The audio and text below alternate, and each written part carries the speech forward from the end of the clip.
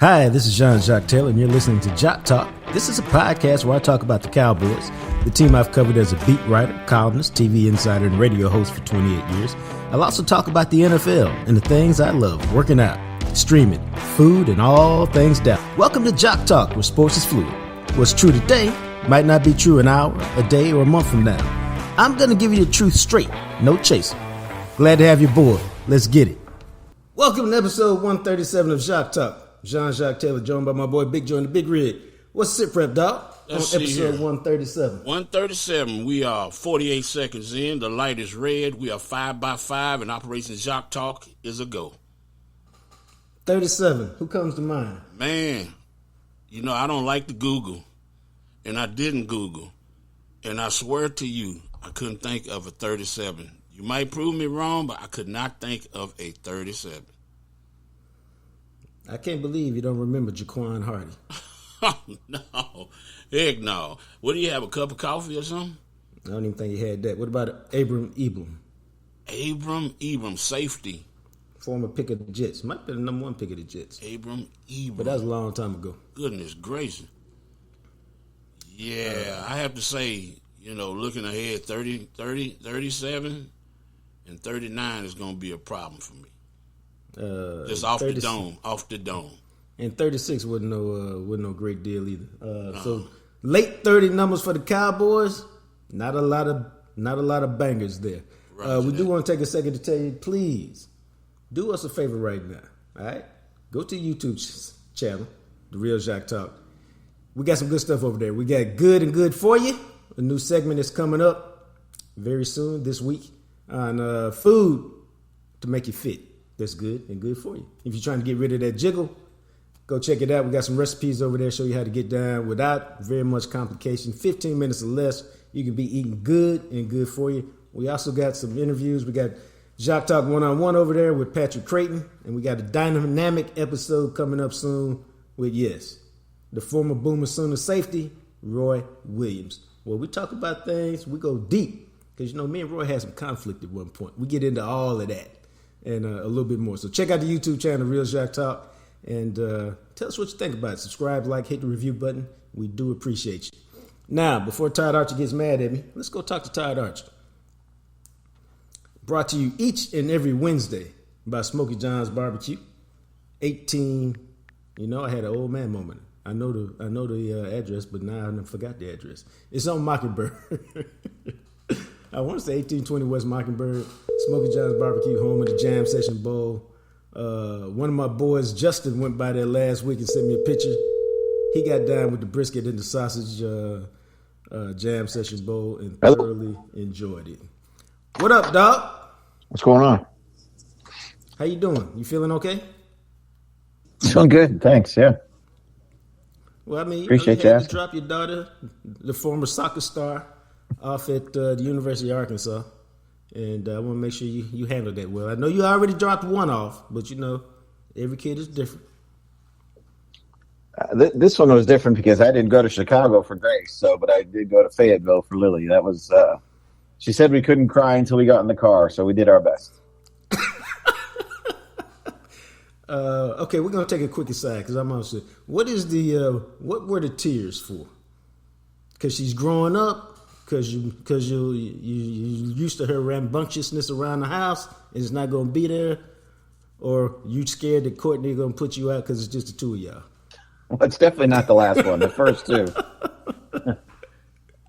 The first two, I would say, is the more of it. Is that, you know, you go from having a full house to an empty house, and you always knew where she was and what she was doing, and yep. Now she's 5 hours away and all that stuff. So yeah, it's just and there's a pride factor too, right? I mean, isn't that you can have tears out of pride that your daughter is growing up and doing the college thing and everything. So yeah, it was good. No, I'm always a big fan, man. I tell my son quite often, you know, I don't just love him because he's my kid, but I like him. He's a good dude. I like hanging around him and kicking it with them. So when you like your kids, in addition to loving them, it's always a tender moment when you drop them off because you ain't, you know, because they about to go do their thing and, you know, take that next journey to adulthood. Anyway, let's talk about these Dallas Cowboys. All right, let's go. Let's see. We're going to talk about Dak's contract, CD's contract, Micah's contract, McCarthy's status. Okay, I think I know the answer to this, but Clarence Hill put it out on Twitter. You may have put it out on Twitter too. I just didn't see it, so I apologize if you did. And I kind of already know the answer, but it's always good to talk to people closer to the team than me. Matthew Judon wants a new deal. You want to trade for him? You want to acquire him? Can he help the team? Is he worth it? And he's the big-time defensive player for the New England Patriots, who's in a current contract dispute. Can you do it? Sure, you can do it. Do you want to do it? No. I mean, it makes sense on this particular team to do it. Right. I mean, I guess it gives you that third pass rusher, I guess, because you don't know what you got behind Lawrence and Micah. But you're going to have to pay him more. So that's just another fly in the ointment of having to sign another big-time contract to a guy. So what do you give up? You know, you're not going to do the Jets thing and trade for a guy without a new deal. No, we saw the Cowboys do that in 2000 whatever from Roy Williams, right? They traded him for Detroit, and they didn't have the deal done, and then Roy ended up getting $9 million a year, $9.5 million a year, whatever it was. So yeah, I think Clarence is just looking for some free food at Judon's restaurant in Dallas. That's why he was saying it. All right. I got no reaction from Joe. I thought for sure that I was going to get a reaction from Joe. No. I just thought that's crazy. That's just more, that's more money. That's more cap strapping and all that stuff. You get that guy. Well, I'm going to ask you to take because you've always been good at this type of thing. Can you take a brief explainer on what it means that the Cowboys have spent amongst the least amount of cash over the last few years, and whether that's a big deal or whether that's not a big deal? I'm not good at explaining this, and I've tried to get it and figure it out myself because they're carrying over like $2.5 million in cap space every year, something 3.5, 4.5, whatever it is. So they're spending cash but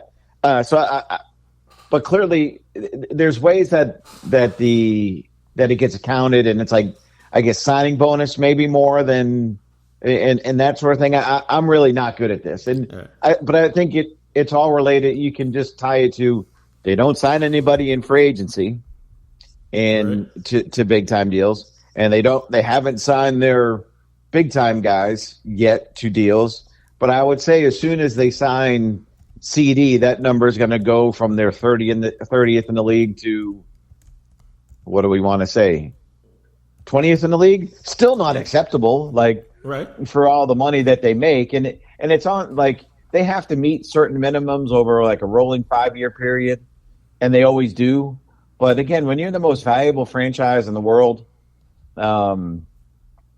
you shouldn't be this low. And the Patriots are, let's say the Patriots are in the top 10 most franchises in the world. I can't remember the word I used. They're low too in terms of cash spending, and it just kind of goes to your philosophy on how you want to spend your money in free agency and that sort of thing. I'm still not explaining this well, and I know I'm probably missing some stuff, but it's a question that we probably should ask Jerry and Steven. Why are they so low in cash spending over these years? And what's their explanation for it? And I'm sure they think they have a good one, but when the fans see them at 30th or 29th or 26th or 32nd, whatever the heck it is, they're going to be like, wait a minute, it's the most profitable franchise in the world and they're not spending any cash? So, yeah, it's not something doesn't come together. It's 1 + 1 = 3 in Jerry math. And we all know about that fuzzy Jerry math. Let's talk about this because I sent you some notes earlier today. What were your thoughts on Trey Lance in his first preseason debut with the Dallas Cowboys. It was what we saw in training camp. It was what we saw in the practices. There were some like, damn, nice throw. And then there were some, damn, what was that? And, you know, he was they had 4 drops. So, and now I'll say that the receivers made some good catches for him too.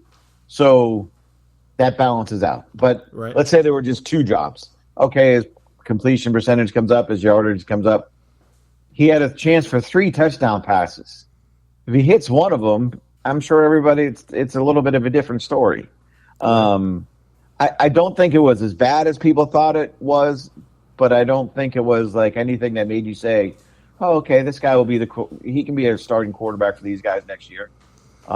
He's still go ahead. He's developmental still, and which is, and you know, you always have to remind yourself he's younger than Michael Penix, he's younger than Bo Nix, but he's still the 3rd pick in the draft. Right. So 4 years ago, whatever the heck it was. So I think he probably wanted to see more, but I don't think it was as bad as people were making it out to be.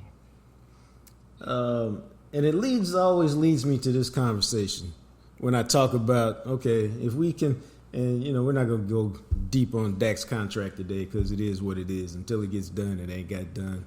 I haven't heard anything about a lot of movement, so we'll assume that they're just doing whatever it is they do. The Cowboys and Todd France and Dak in their contract dance. That being said, I like to point this out to people, especially people who think that Dak is some easily replaceable quarterback, and we'll just go find one. And the numbers are, and I sent it to you, I sent it to Joe as well, that typically when you want a quarterback that you believe is capable of leading your team to championships and you know, regular appearances in the playoffs, you got to spend a 1st-round pick on those guys. Typically. The Cowboys are the outlier by far.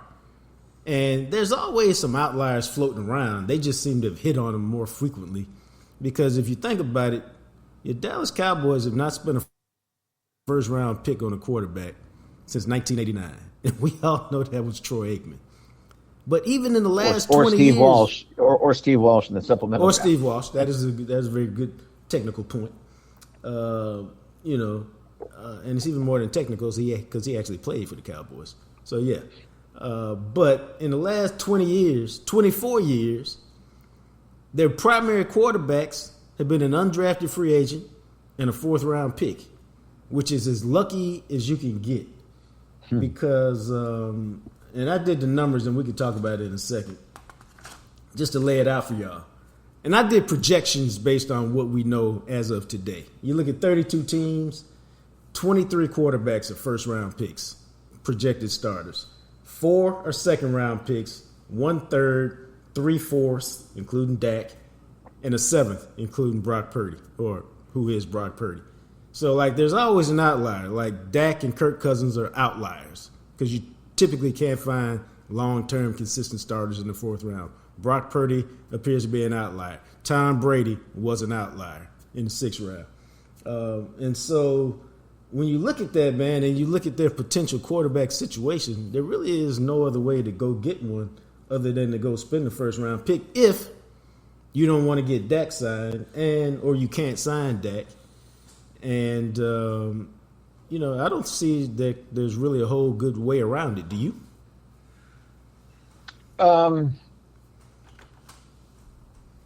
Well, yeah, I think there is a way around it. I think you give up what you need to get up to move into the top of the 1st round and get a guy. We've seen teams do it. There's teams more willing to pay that price now. Philly did it with Wentz years ago. I don't know where they went from. Buffalo moved up for Josh Allen. Now, do you have to? Is it easy to go from, let's say the Cowboys are going to pick 24th, right? Something like that. What do you have to go from 24 to 10 to make sure you're getting one of the guys? Or, you know, you got to give up a lot. And the Cowboys have not shown their willingness to give up a lot of draft capital because that's how they build their team. And yada, yada, yada. But it might not be 1-800 call a quarterback, but there are ways to do these things that other teams have kind of done. And there's no guarantee. I get it. There's no guarantee that, all those first-round guys that you listed, right? Yeah. How many of them are any good? Well, that's what there's no guarantee just because you move up. But now I say all that with, if you're going to pay a dude $60 million, then he's got to do more than just get you to the playoffs.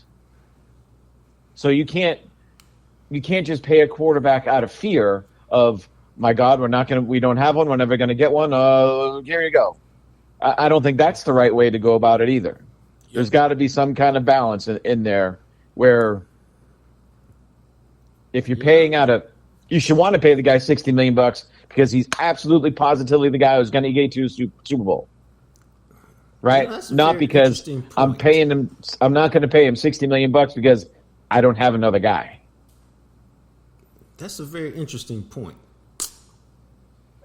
And I was sitting here thinking about it because at one level it makes a whole lot of sense. At another level, I'm trying to figure out what if we deem the price of a quarterback is? Because not like you're overpaying per se. That's kind of where the market has gone.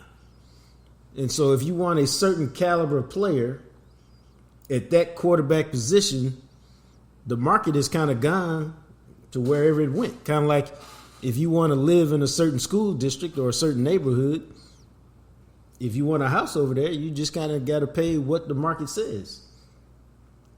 And I don't know a good way around that. Do you? You get a P.O. box in that town and say you live there anyway. I thought you were going to tell me to get an apartment. Isn't that the UIL rule? Isn't that how UIL finds out these things? Yeah. And that's the whole game that's played with these quarterbacks and teams paying these guys that they hope can one day be the guy, and all that without knowing they're going to be the guy. Like, we all think Justin Herbert's a really good quarterback, but is he really done? I think you may have had the best point, man. And you made this point several weeks ago. Maybe you just do say, you know what? Every 7 years, I'm going to get another quarterback. I don't even know if it's 7. I would say 7. Well, you might can find out before then. But unless you're great, but see, I can't say unless you're great because Dak fits into he's not great, but he's in that next level up under great or elite or whatever adjective you want to do. But if you don't have a dude that's certified, like borderline elite, maybe that's the way I'll phrase it, then yeah, I'll pay you for your 4 or 5 years. I don't even know if I want to franchise you because you take up so much cap space. And then I'll just throw my hat back in there and see if I can come up with another one. The problem is it's just, dude, there's just no guarantees on the quarterbacks. And you could do worse, even if you think your guy is not that bad, so to speak. Right, but then you're kind of just treading in the same water over and over again. Yep. And living in that land. And look, maybe that's good enough for some people, and that's fine. And, how many teams in the league would take 3 straight 12-win seasons? A whole bunch of them. A whole bunch. But here with the Cowboys, when it's Super Bowl or bust, and it's a God-given right that the Cowboys win a Super Bowl, that's not good enough. So, that's what I was saying last week as a fan when y'all was asking me as a fan. Is okay, we win 12 wins. We get 12 wins again, we lose in the first round. What is that? So let's look at all the. It's hard because Brady kind of screws everything up, and Mahomes is going to screw everything up. But how many teams have gone to a Super Bowl with their guy after his 5th season? Like I'm looking at it right now, and I know Matt Ryan was his first time he went was like year 9. Right. Peyton Manning was like year 8 when he went in 06, I think. Yeah, he was 98 draft class. Right. He was getting that Brady roadblock, right? Right. Yeah, I mean, he had Brady, he had Roethlisberger. So I mean, he was. but like there's just not like Aaron Rodgers was in his third year at 8-19. Yeah, he was in the third year with the Packers when he went to the Super Bowl. Breeze was in his fourth year with the Saints when he went to the Super Bowl. Eli, what was Eli? Eli was in his fourth year when he went to his first Super Bowl. Flacco, help me out. Kaepernick when he was, I guess on Russell Wilson, all these guys, when they get to a Super Bowl, they're doing it in their first 5 years. And now show me all the guys that don't do it. And again, I'm not making a case against Dak by any stretch of the imagination. I'm just trying to present the other side of it to where when you've committed the money to a guy who's never done it, here are the odds stacked against you to do it. Doesn't mean you can't do it, but you just have to go in knowing that side, right? And when you pay, it's clear, right? You pay the quarterback $60 million, and we're stuck on that number. I hate doing that, but it's such a big chunk of that money that your roster's compromised in other spots. It just is. And then when you have a quarterback on a rookie deal, it's just easier to supplement. Think of the Cowboys roster when Dak took over. That was built to win with Romo now, right? Yeah. And it won with Dak because they had certain things in place with their offensive line, all Pro Bowlers and young players with Tyron and Zach and Travis Frederick and all that. They had Witten in the middle-ish end of his career on a decent number. They had Dez, making a high percentage. But they had it set up to where with Dak, they had a really good team around him to help him his first year or two, however you want to deem it, 3, I don't know, whatever you want to say. So theoretically, if you have a rookie quarterback, you're going to have a good team. Yep. Then those guys can lift that dude's boat for a little bit before he has to lift everybody else. That's Russell Wilson in Seattle. Right. Yep. Yeah. And even like Russell Wilson in Seattle, like they had good. I'm trying to think of their skill players, right? I mean, they were good and solid, but I don't think anybody was like, "Whew, man, look at those Seahawks receivers." You know what I mean? But you had an incredible defense where you paid everybody. Right. Yeah. Right, and they had Marshawn running all over everybody, and right. So that's how they were built. Golden Tate led them in catches, I think. Could it really have been Golden Tate? Yeah, Golden Tate led them in reception. Yeah. 64 catches. Wow. Doug Baldwin was number 2 at 50 catches. So they played a certain way. Yeah. Angry Doug. Yeah, so the question always becomes, what to do.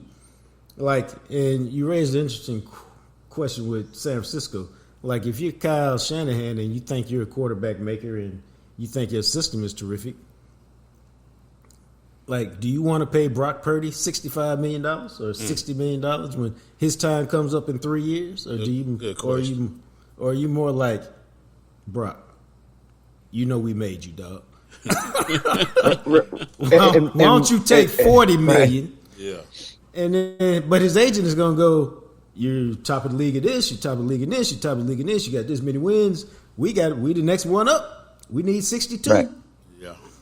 And it's not just his agent, the NFLPA. When Dak said that he feels an obligation to the other quarterbacks, that's a real thing. Like that's the agent, that's the Players Association making sure that players are maximizing it out for everybody.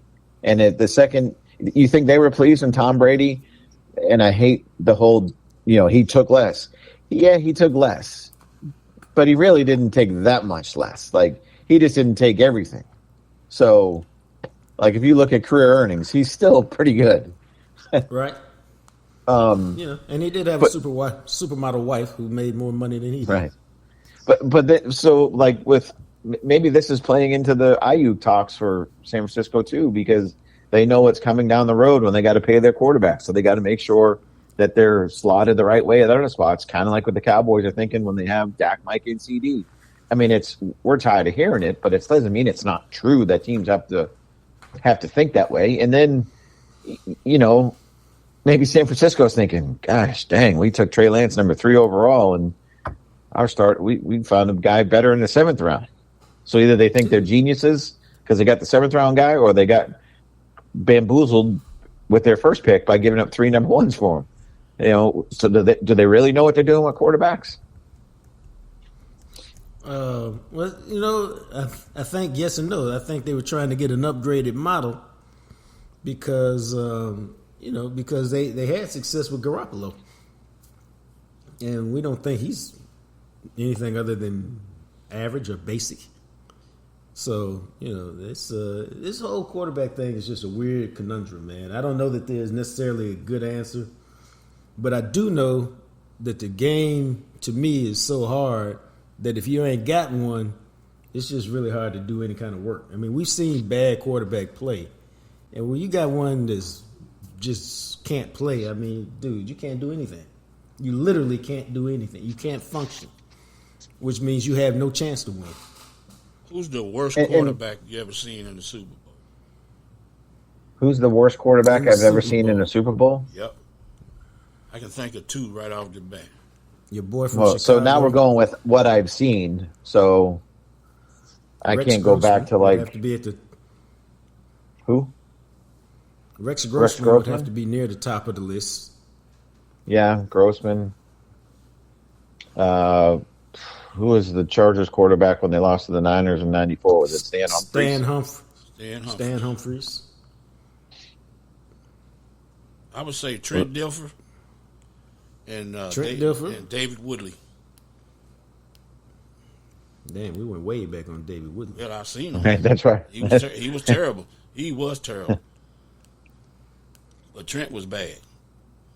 Yeah, and he won. Well, Trent won with one or two greatest defenses ever. If you want the steel curtain and you want the '85 Bears and the Ravens, and you can sit there and have a great debate for days on end about which was the best. Yeah, well, David Woodley, so he went there with the Killer Bees, I think. With the Dolphins,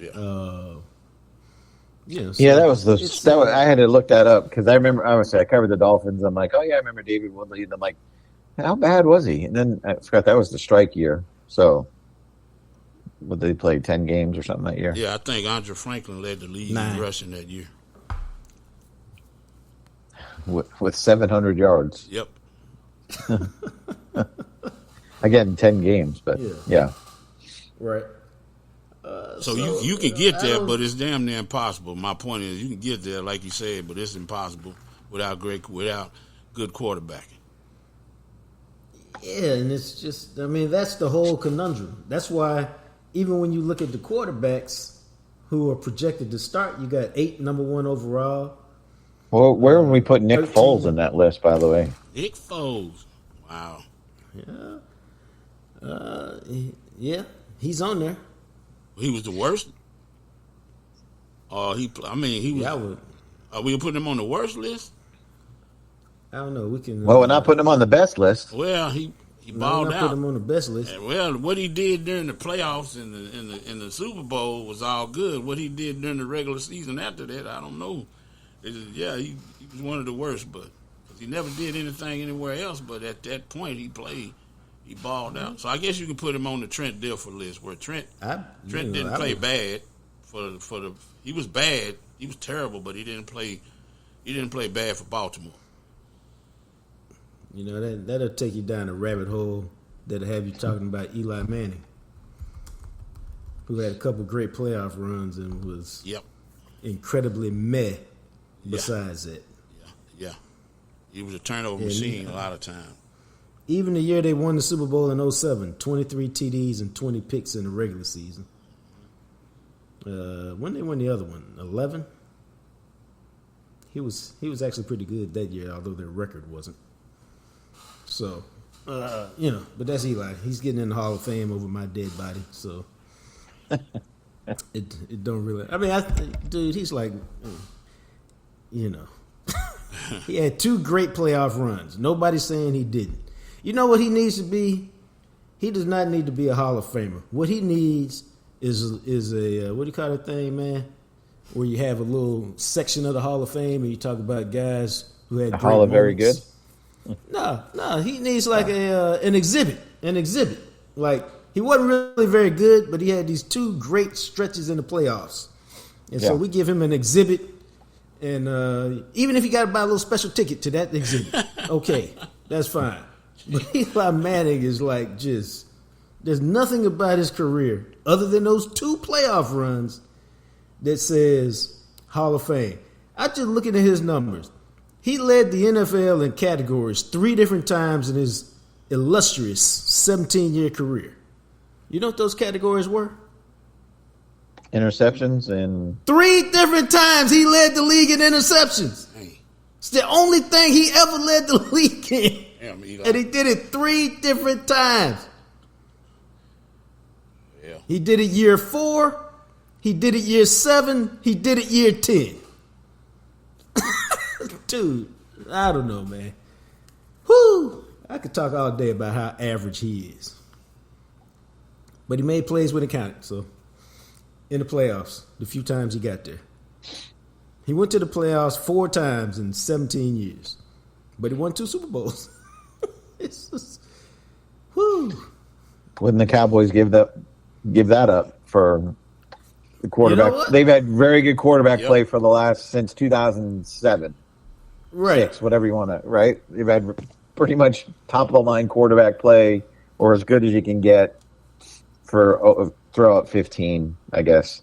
How about it? If you're the Cowboys, you'd take what Eli did, right? Right now? No, you know what? You would. Because, again, at winning time, he figured out a way to make it happen twice. And I'll give him credit because each of those Super Bowls, he made a couple of iconic plays. There was a difference. And so he played well in those Super Bowls, I think. Yeah. Although I may just remember the iconic plays. You know, kind of like Steph Curry. The last 2 games, he was fantastic. First 5, he was far from fantastic. But all we remember now is what he did in the last game against France. So, I don't know. But, you know, it's always the quarterback. Someone's watching Get Up right now, so you saw Steph Curry on the TV. I have no TV on in my spot, man. Oh, he been watching the Olympics pretty good.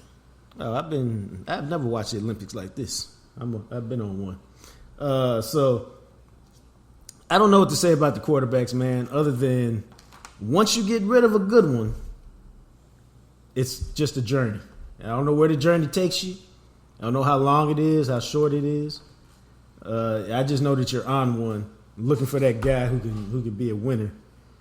And the way the Cowboys' approach has been, which should make you nervous if you're me, because they don't have like a plan. They done fell into quarterbacks. They have not had like a real plan. Like, oh, this we get one, and you know, I don't know how many times. I don't know if you can expect to get lucky with 3 consecutive, you know, legitimate quarterbacks. What do you think, Arch? Yeah, I mean, that's asking a lot. It seems the one. Okay, so they had a top 4 pick in 2016, right? They've never been in a position to take one of those guys either. And now I'm just kind of, I don't even mean, because I'm with you on all the concerns about the Cowboys and what they could possibly do at the quarterback spot. Not because of who they didn't take or you know, or any of that, but more like, Jerry was infatuated with Johnny Manziel. Thank God they talked him out of that one. On that. Right. They tried to trade back up to the first round and take Paxton Lynch. How did he turn out? They wanted to take Connor Cook. Oakland took him before they could take him. So, you know, they drafted Ben DiNucci in the 7th round. It's a 7th round pick. I really don't really care, but Ben DiNucci couldn't play. Like, so, you know, you don't know what they're looking at because they've not really been in a position to put a lot of assets towards that position. They tried right? to get, right? Like I couldn't tell you if Will McClay can draft quarterbacks. I know he can draft offensive linemen, and they seem like they do a good job with cornerbacks. And you know, they're good overall drafting under Will McClay. but they've never really had to draft a quarterback. So I'm not going to use Jerry's history to say like, oh, this is what they do at quarterback. This is what they think of quarterbacks, because it's different now. Like, okay, so in 2016, right, they had the 4th pick. Right. Goff and Wentz went 1 and 2. Right. The next quarterback taken was Christian Hackenberg, 2nd round, 51 by the Jets. So that year, and this was the year they did study a lot of the top quarterbacks, right? I mean, I right. do remember they obviously studied Goff and Wentz. Might even brought both those guys in at some point. But, Cody Kessler was another name. I don't know if they brought Jacoby Brissett in, but, like, that was not a good, quote, quarterback class when you just have the 2 guys at the top. So there should be absolute fear of what is going to happen if you don't have a quarterback like Dak Prescott, and leaving it up to drafting one or trading for one or whatever for one. Like, well, let me ask you this. We've talked about it. Have you seen anything that makes you think they have the, there's a bunch of different words you could use. I'll just call it cojones for right now, to make a move and do one of those big deals to go get a quarterback should they not get Dak signed? They used to. Oh, the dog. They used to do a lot of stuff. But they used to have the cojones and do a lot of things. Now they just don't. Now they're scared money. When Jerry said this isn't a grandmother's, what was his line there about the? I'm gonna stay away from that. Whatever. No. Like you're not managing a grandmother's retirement fund here. You know what I mean? Like that's what I was going for. That's not what he called it, but something along those lines. Like, and they're totally now scared money don't make money, and how they approach things. Yeah. So this is. Well, let's ask. But back in the day, we've seen them. I'm telling you, maybe this is a story to do. It's just how 2012 scared them out of everything. That's the year they signed Brandon Carr. They haven't done anything in free agency since then, and that's the year they moved up to number 6 in the draft to draft Mo Claiborne. Which was a great move. Right. It didn't work out, but it was might a not have been great number move. 6. Maybe it was number 12 or whatever. But they moved way up to go get Mo. Yeah. No, I mean, I'll never forget. I was like, oh, my God, they're swinging for it. Good for them. Let's go. Yeah. And, it didn't work out. But the move, I mean, you only got a few times where you can go make that move because you swinging hard. And it's okay. I mean, it's okay if it don't work because you swung. Every move is not guaranteed to work. It's kind of like the Mavericks and Kyrie. They swung. If you get it, fantastic. If you don't, I'm gonna give you that for swinging. Because that's trying to win. But I would say the majority of people say, how could these guys are possibly? No one's giving them credit for trading up for Mo Claiborne now. Now it's like, what did they possibly see in Mo to think that he could be the guy? Well, he was terrific. That was the one year. I don't think there was any dispute. He was the best corner in the draft. Yep. And maybe we can dispute whether. And I don't know this. I think you could dispute their process because they didn't bring him in for a visit. They didn't really do much. Yeah. I don't know if he was the greatest fit for the type of defense they were running. Yeah, they asked him to play zone. He was a man corner. Yeah, so they don't get no credit for that. But the move itself, philosophically, I ain't had no problem with it. And I still don't today because every move just doesn't work out. Even the best moves don't work out. Ask your boy who sold his Apple stock before it broke. He had a bunch of money at the time, $850,000, I think. But that's a far cry from $3 billion. Are you talking about yourself? No. No, I'm that person who told his people, "Hey, doc, turn my risk factor on the money all the way down." As a young man, I had it all the way up. Now it's turned all the way down. I ain't got time for it to be lost.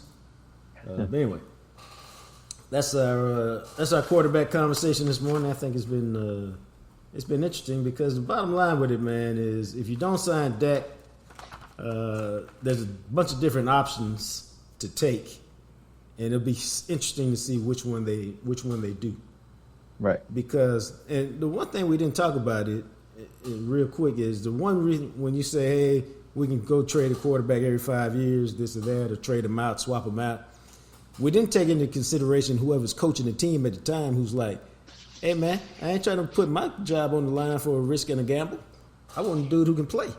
So I have a chance to win and keep my job and win championships and all of that. So it's a very complicated question organizationally what to do. And and you almost have to do what Green Bay did with Rodgers and Favre and with Rodgers and Love. Like, you have to draft the guy before the guy's gone. Say put the cap on it. Say, we drafted this guy. Eventually, he's going to be the guy. Whether it's year 1, year 2, year 3, whatever, it doesn't matter. When the other guy's up, we got to roll with the guy we just took. Or if the guy is so. And look, Rodgers was 38, 37, whatever 40 years old, whatever he was when he left the Packers, and Favre was 37, 38, 38, 40, whatever age he was when he left the Packers. If the guy turns it up and wins and is still in a good age bracket, that you trade the guy you drafted in the first round that didn't play and get something for him, and then you start the process again. You know what I'm saying? You don't want to be left where the Cowboys are right now. And I think that's kind of what the Lance trade was a fourth round look at a guy that was the third pick in the draft to see what he had. And if it works, it works. If it doesn't, it doesn't. Okay, you didn't have Kyle Wilbur around. That's basically what a fourth round pick is. So I was going to say, I'm not all upset about the fourth round pick. Some people seem to be all up in arms over it, but I'm just like. And that's just because they didn't draft a quarterback this year. Or, I'm sorry, a running back this year. And there were running backs to get in the fourth round. Because if you had told us in their current situation they drafted a quarterback in the fourth round, I don't think anybody would be all that upset and be like, okay, maybe he can play. At least it wasn't the seventh round where you don't really think the dude can play. Right. Or you're hoping for an outlier, which is, few and far between. I'm going to throw this one out that you're not going to like, Jacques. You ready? I know you're probably trying to get rid of me, but man, you should Zeke be in the do not break the glass until game time player? Why is he not getting any run in the preseason? Let me see. I would say. Don't you need to see what he still has? Let me see. I would say if you're the Dallas Cowboys, based on what we know about the Dallas Cowboys, they already believe that, they're not going to cut him. So if he don't have it, they're screwed anyway. You know what I mean?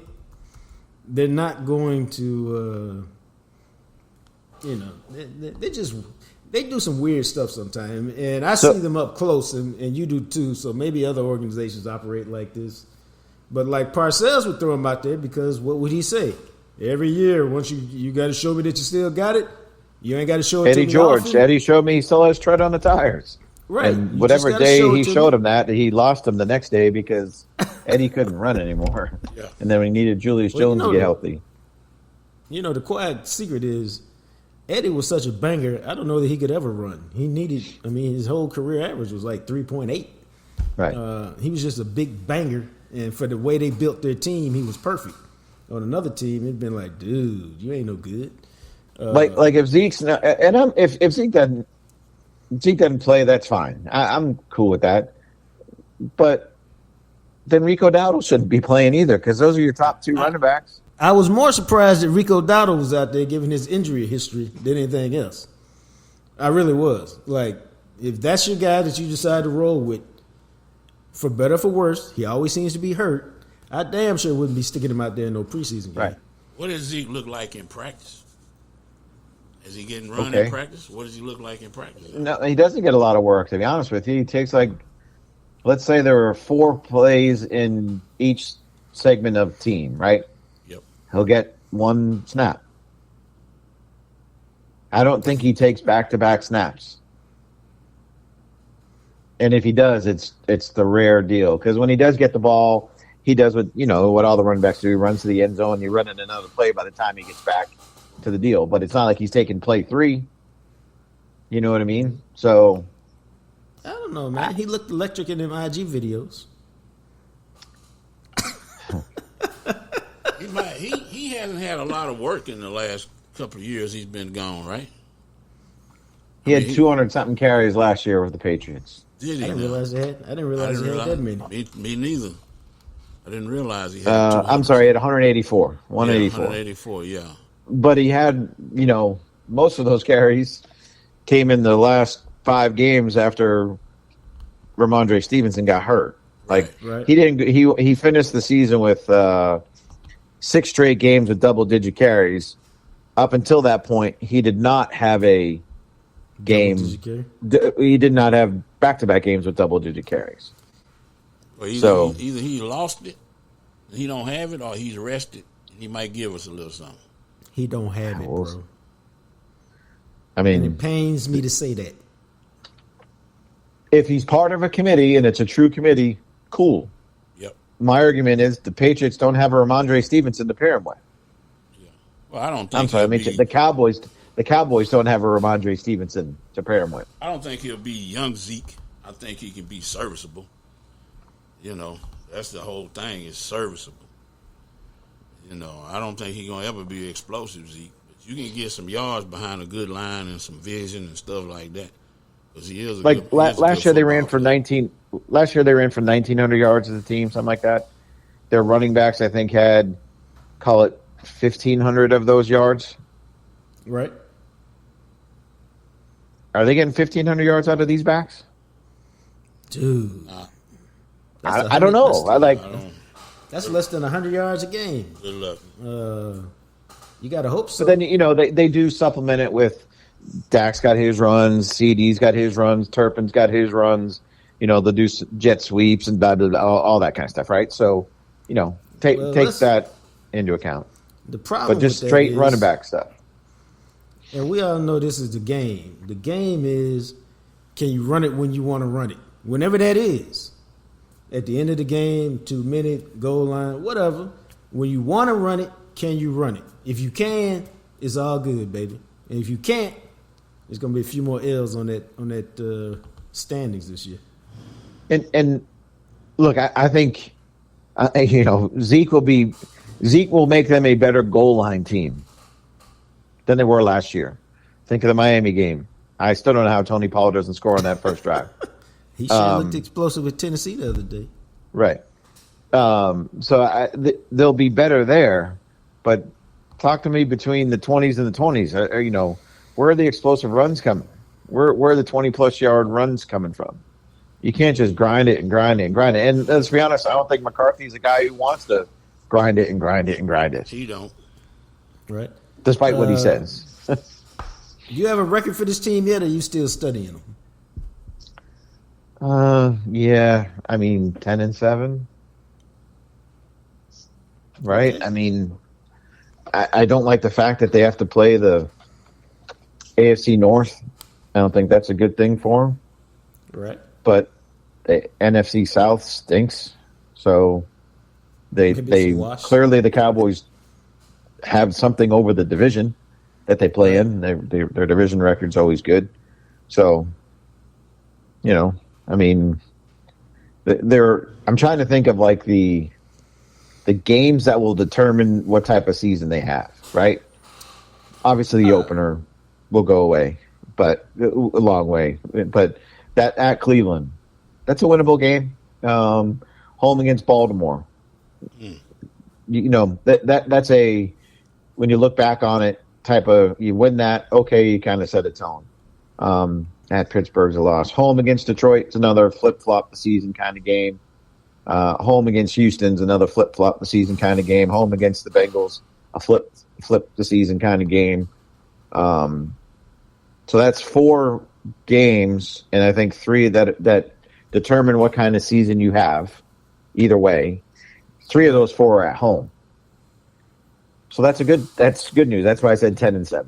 Like I think they'll be over 500, but I don't think they'll be 12-5. I think it's gonna be 10-7, getting a wild card, and maybe you win a playoff game because you'll be matched up against the NFC South, and by the way, you go and beat that team.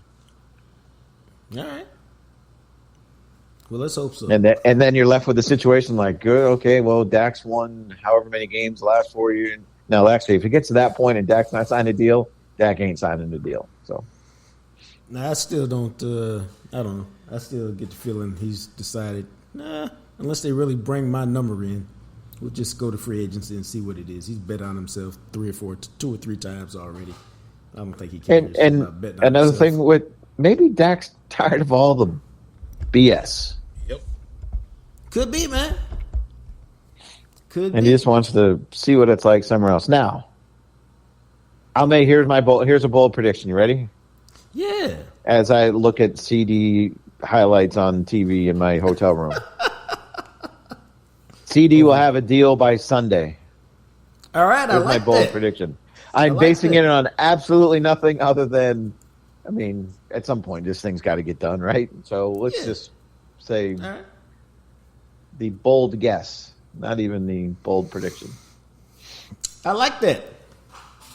But, and if I'm wrong, burn the tape. No, we're not going to do that.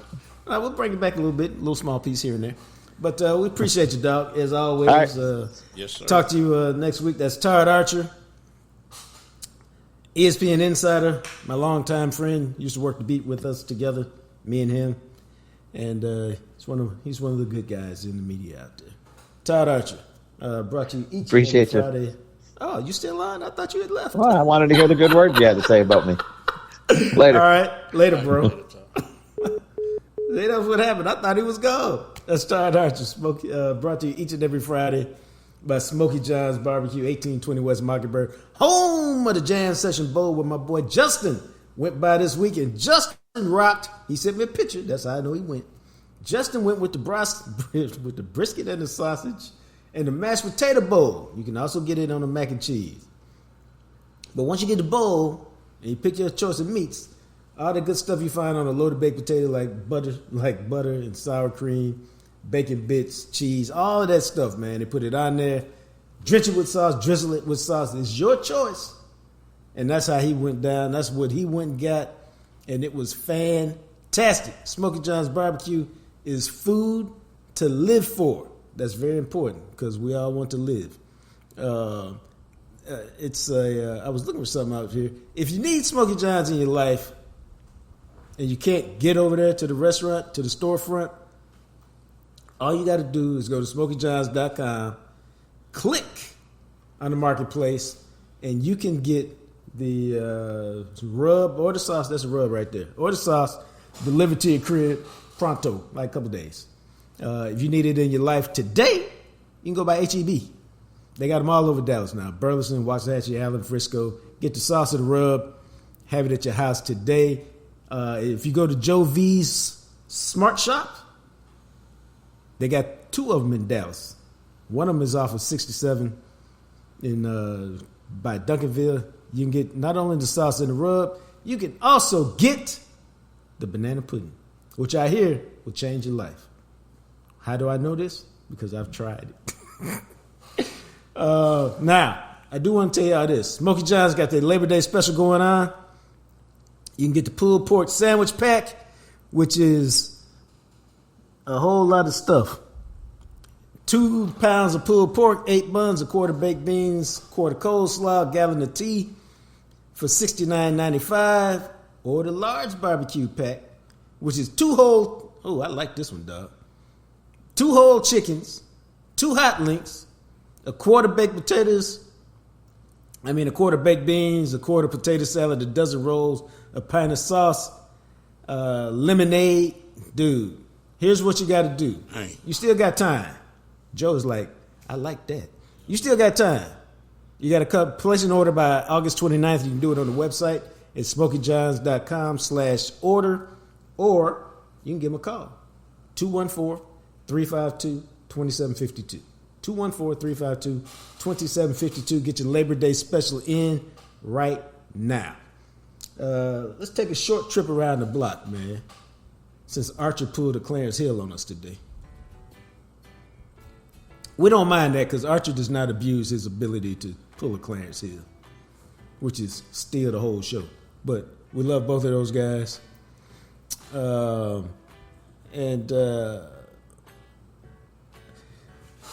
was going to talk about this just a little bit today because school is starting all around DFW. My brother's kid who lives in Phoenix, she's just starting kindergarten. Man, they started like a week and a half, 2 weeks ago. It seemed, that's what I said. I was like, dang. Seemed like it used to be around Labor Day, but it's getting earlier and earlier. Now I'm going to ask, this is a little PSA from your boy here. Your timeline over the next 72 hours is going to be filled with picture after picture after picture of kids on their first day of school. In their new shoes with their fresh cuts. My grandson got a fresh fade yesterday. Don't put no snarky comments on the pictures. If you ain't got nothing good to say, just let it go. Don't put no snarky comments on your feed. If you don't have nothing good to say about the kids going to school and parents putting all these pictures out, just let it alone. Man, who does that? What kind of person are you if you doing that? Dude, it's all people are just similar to cuss words, man. They do all this stuff that they would never do. Would you comment? Maybe you take somebody else's picture and you post it or something, but would you actually leave a bad comment on somebody's, like, somebody putting their kids up there? Would you know what I'm saying? It's got to be somebody you don't know. Well, it's just a general theory like, I'm so tired of all these kids going back. Just stop it. Just stop it, man. I love those pictures. It's all cool. I mean, I've done it. Other people have done it. And it's just all part of what we do in today's world. And there's nothing wrong with it because I've talked about this before. And it's Facebook is a. I used to tell my aunts this because they used to get frustrated with Facebook, and I told them this, and I'm gonna tell y'all this is the same thing. Don't ever forget. Oh, I don't like that phraseology. Always remember. Social media. We're talking about Facebook right now, but social media is for you. It's for you. So if there's somebody on your Facebook stream that's getting on your nerves, what should you do, Joe? You should block them. You should unfriend them and block them. Hey, don't like and it don't matter if they friend, you're not obligated if they family, if they bring some stress or anything other than what you would like to see on your Facebook feed, get rid of them. And if you don't want to be confrontational, you can mute them so that you don't see any comment that they make anywhere. But you can block them, you can mute them, you can there are ways for you to handle it. Because sometimes if it's a relative, you just don't want the drama that comes with, why you block me on Facebook? So you can just mute them. Then you never see what they say. And if they ever ask you, say, I must have missed that. I haven't been on Facebook in a while. But Facebook and all those things are for you and your enjoyment. And if somebody is bringing something that's making you not enjoy the experience, get rid of them. Excellent PSA. Excellent. Thank you. Yep. Because it's real out there. People be going through drama on social media. I don't do that. I'll block your ass in a minute. and won't even think about it. Well, the wonderful thing about Facebook is when you have family on there. And you get to see, you get to see your cousin kids. You get to see their accomplishments. Exactly. You get to see, okay, I didn't know that boy was graduating. Man, exactly. Is he 17 already? And he got a game. He got a game this week. That boy scored 3 touchdowns. Guess what? I'm there. I'm there next week. It's all good. And I think that's the best thing about it. I mean, people complain a lot about it, but to me, that's the best thing. It keeps people connected. Mm-hmm. Because we all got lives. We all got stuff to do. And it allows you to be connected. And all those pictures that a minority of folks complain about and stuff. Well, I think I told y'all this. One of my favorite things to do each morning is go through Facebook memories. Take about 2 minutes, and I see stuff that I posted, years ago. And a lot of times it's about some picture involving my kids or my grandkids. And what do? I take a screenshot and I send it to him. I go, yeah, you remember this? Or y'all remember this? And we have a good little chuckle in the group chat and keep it moving. And already my dude has told me, you used to get on my nerves taking all them pictures. I'm glad you did. Why? Because it don't mean nothing to you when you 8, 9, 10, 12, 14. It means something to you when you 20, 22, 25, 30. And you can go back and look at that stuff and be like, wow. So anyway, that's all. That's just my PSA. Kids are going back, and I kind of missed this. I ain't gonna lie. I kind of missed this. High school football getting cranked up. A lot of teams had their first practice the other day, and I ain't gonna lie to y'all. I had a good time being a reporter, and I really never got a chance. So some of it my fault, some of it kind of out of my control. Didn't play high school football. I mean, I played a year, but that don't count to me. And I covered it, but I took a lot of joy in watching my son experience Friday Night Lights. I know Joe had a good time experiencing Friday Night Lights, and then watching his son, both of his sons, experience Friday Night Lights. And in Texas, and that's all I'm talking about, in Texas, it ain't really nothing too much better than Friday Night Lights, baby. The pageantry, the stadiums, the experience, the games, the fun. And even though my dude is not playing anymore, I enjoy picking out. I like to go watch DeSoto play, obviously, because I'm still kind of connected to the program. But I like to just go watch high school football and just soak in the atmosphere, because when you cover the pros so long, it's a different kind of. It ain't. I'm not saying all high schools are pure and innocent, because we know it's life. But there's still a certain level of innocence in high school football when you see a 5'4", 190-pound center out there, and you can be like, that dude is enjoying something he'll never forget, man. What, he playing on JV or something? Hey, no, man. Sometimes they be on varsity. I didn't say every game I went to was a 6A game.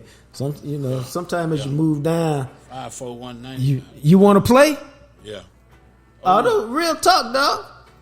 On my dude's team, now he was the third string center because the genetics were what they were. He was probably 5'5", probably somewhere in that 190, 200 range.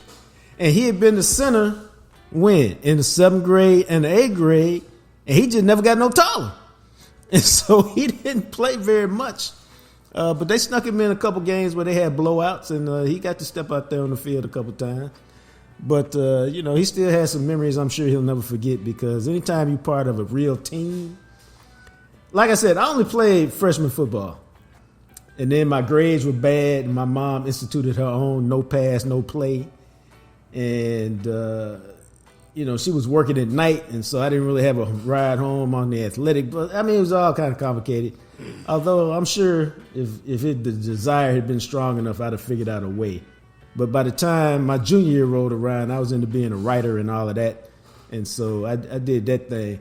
My point is, I still have memories I could tell you from playing freshman football. So I can just imagine if you played like Joe, freshman, JV, varsity, the kinds of memories that you have and experiences that you have, and the 2 or 3 friends you may keep up with from those days. And then every now and then y'all get together and tell lies about the good old days. So I can only imagine, but I love high school football. I'm going to go check out a few games this year. And now that my dude is older, we went and watched probably a couple of DeSoto's playoff games last year. And it was great, man. Me and him watching the game, just chilling. Those are good times. Good times. Did my son throw a water bottle at you? No, that's a track meet. That was a track meet. Not a football game. Yeah, he was about 6. He wouldn't mind, so he didn't get them hands put on him. I think he got a stern talking to. Okay. But I can't remember. I mean, obviously he was a little dude. But I believe we went to watch a game because I believe y'all played the Duncanville and we rolled over, dude. Yeah, and him and Alana. They was good. They was good kids by then. You had start doing some things by then. They was good. They was mannerable. They was enjoying each other, and yeah, it was all good. There wasn't no water bottles being thrown. Yeah, I remember that one. So they was very good. But high school football, it's my favorite thing. I don't know. My son went 6-26. You check out any games these days? He went 6-26 when he was at North Crowley. So we watched a lot of bad football. Whoo, boy. Yeah. That is a lot of Still bad had football. the T-shirt and the hat on and was still screaming. My other son, they was okay. Right. But nowadays, they're a pretty good program. So, I would enjoy. I would love high school football even more if my son was going to DeSoto. But I still loved the game, and I still loved him. So we watched a lot of bad football, and he still went to college anyway. Right. And that leads us to dropping them kids off at school. I cried. Yeah, the first one, tears. I took him 12 hours away to Truman State. Right. And you just hope you coach him up enough to say, all right, it's all good. I just told him, I said, all right, man, be on time. Matter of fact, be early. You'll be okay. And we moved all the stuff in. And, we cried. We cried when we left him up there. We cried a couple of days after we left him up there because he was the first one to leave. Right. The second one I dropped off in North Texas. And she was only an hour away. And she was ready for that one? Hell no, because she was kicking us out of there. She was kicking. We loaded her stuff. She was so ready to go to get out of the house and go to school because my oldest son kind of rubbed it in like, hey, I'm out here doing my thing and you still at home and da da da da da. And I was like, hey, look here, stay here and go to TCJC. I'll buy you a car and you can stay here and go to school. I was kind of that type of parent. She go, Bubba left. I'm leaving. So we got up to North Texas, and we got our stuff in the room, and we was kind of doting on it. She was like, okay, I got everything's here. All right, well, we're going to help you unpack. No, I got it. And I just remember her walking away from the car, and I think she kind of smiled like, hey, it was more like a freedom thing. And I don't remember having one sniffle like, well, okay. Besides, she didn't know her geographic. She thought, I worked in Arlington, so she thought Denton was on the way to Fort Worth. Right. Dad, can you come pick me up after work? Yeah, it's 2 o'clock in the morning, but I got you. So, so she was right there, and she came home often. So it was pretty much the distance in the first. Now, the third one, we just dropped him off. Right, holla at you, dog. Yeah, I see you when I see you. Get your on out of here. And so, it's different kids, different time, but yeah. And I got pictures of the truck being loaded up. I got the pictures of the load that I took. I mean, I took a ton of stuff. They had to have everything. Shopping. It's like, man. Right. Yeah, so. I didn't shed any tears when I dropped my dude off, and I don't know why. Other than he was at North Texas, and so it didn't seem to me like he was that far away. Yeah, that's a big difference between. That's what I'm saying. The distance, now it's nothing. I will say this: he's transferring to Ohio State, and so that's next year's plan. So when I drop him off up there, that may be a little bit different. Maybe. I am taking my granddaughter to culinary school, so we got to make a road trip for her. Where is that? And so that may be. Yes, that's in Austin. Okay. And so that may be a little different, dropping her off down there. Yep. But she is they both independent. I tell people this all the time when they send in their kids off, especially if they like within 3 or 4 hours of getting home. Some of them come home all the time. And then my dude, even though he at North Texas, he would probably only roll through like once a month or so. Which is not good or bad, it's just what it is. And so it'd be interesting to see what this one does, because I don't think she'll be rolling through that much. She's a very, very independent and kind of a loner.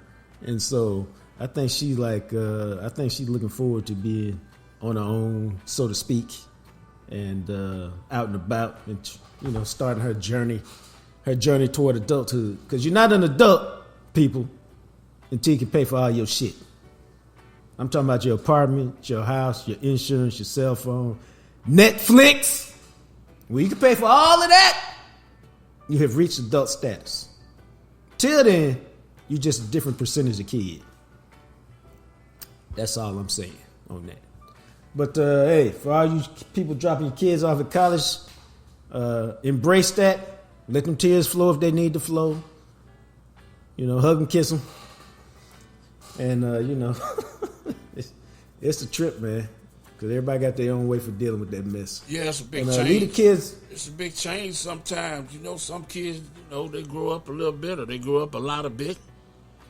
And it's a different person you get back. Each of my kids Each of my kids went through the little phase where they got a semester or two of college and it's like, I think I'm smarter than you. Okay. What about this? What about that? All right. It's like, what I'm saying? They was getting they wings and trying to fly. That's a good point. Yeah.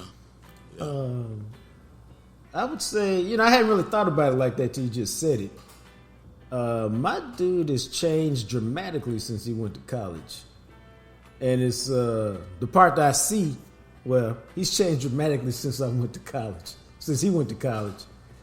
And the biggest change I see is he has a real thirst for knowledge. Like he's probably read, I would say it like this. On his own when he was in high school, not assigned by a teacher, I'm talking about just on his own, he probably read 1 or 2 books.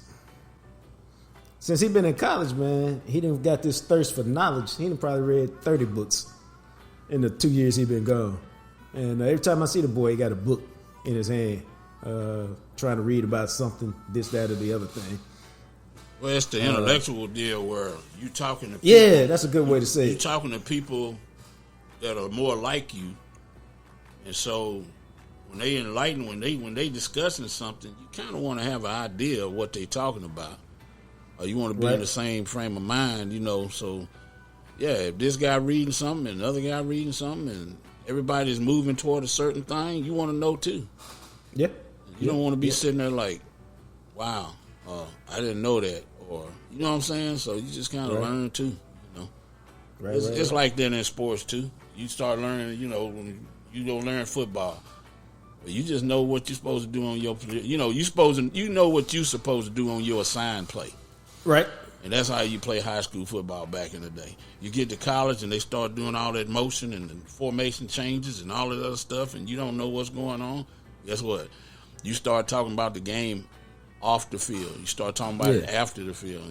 That's the biggest difference between college back in the 80s, college and high school back in the 80s, where all of a sudden you do a shift and it's like, that was the power I had. Now it's like, one back and something else. Whoa, what do I do?